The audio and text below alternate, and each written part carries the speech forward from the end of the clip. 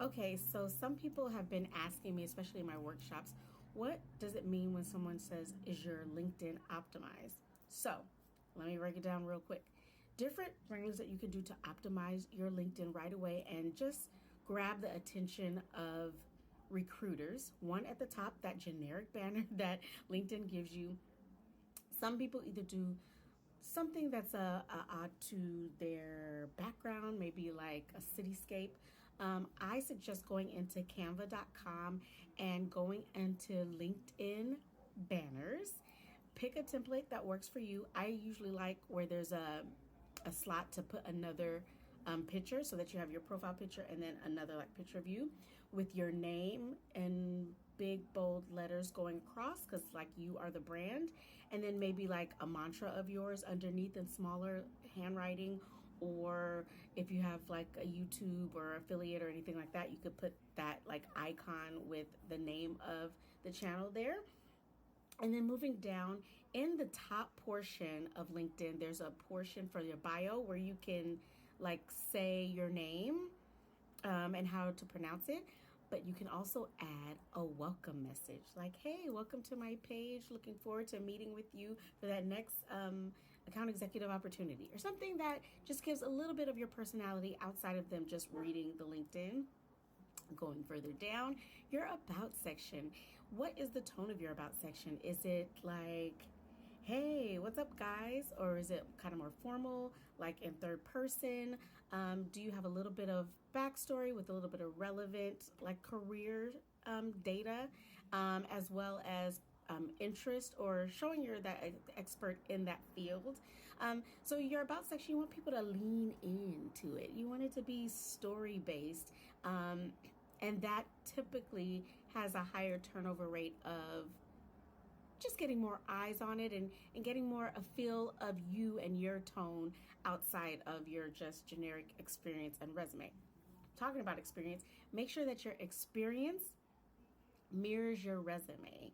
So, for instance, if on your resume side you have like the title, the company, the date, and then those bullet points of key things that you did at the company, make sure on LinkedIn it's not just like a list. So you want to make sure that you have all that same data on your experience section, because sometimes they might just look at your LinkedIn and not even look at your resume. So you want both things to be representative and tell the full story of what you contributed to that job, like what you are as the value prop for the company and why they should be hiring you, outside of just like titles and the name of the company. For the About Me section, you can also put that About Me section into ChatGPT and ask it to incorporate some SEO terms that would the algorithm to make you visible on more of the recruiter sites. And going further back up, the little blurb that's underneath your name, don't have it be like you're a student trying to be something. Don't say aspiring to or would love to be in. You're, especially for those tech sales people and course careers people, like you are already that. You got certified in it. You're hopefully doing the SDR role or the account executive role to prospect to the companies to then apply and then do your follow-ups with the potential clients of hiring you. You want to close every interview to say, how can I get to the next meeting, right? So you're already doing the job. You don't need to say aspiring to be. You could just say tech professional. You could just say SDR. You could just say account executive. Get endorsements from your friends and the different skills that you have on your LinkedIn. So if you don't know what skills to put just from your resume, put those skills in. But also you can look at the job descriptions of like a handful of companies that you're applying to, and the top skills that they're listing that they're looking for.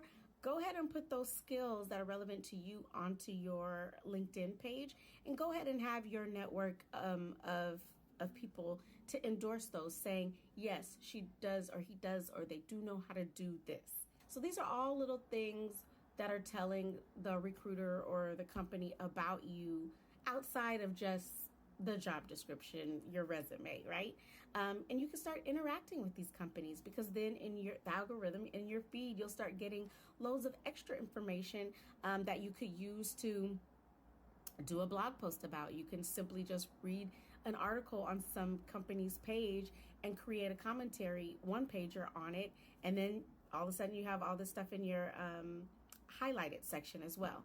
So you just want it to be a full, well-rounded version of your professional self for attraction to recruiters. So if you want to work with me, I have a Calendly link, and you can go ahead and comment work with you, and we can get that going, and we can go deeper into interview prep or into, based on my background that has nothing to do with tech, how do I even transition, or what type of industries or verticals should I even apply to. All the things that are in your tool belt are definitely transferable skills to transition into this tech sales space. So don't let imposter syndrome or anything fool you. You have a lot of the tools that you need to be successful. Sometimes you just need a guide, or sometimes you just need a certificate or a program that's really going to propel you forward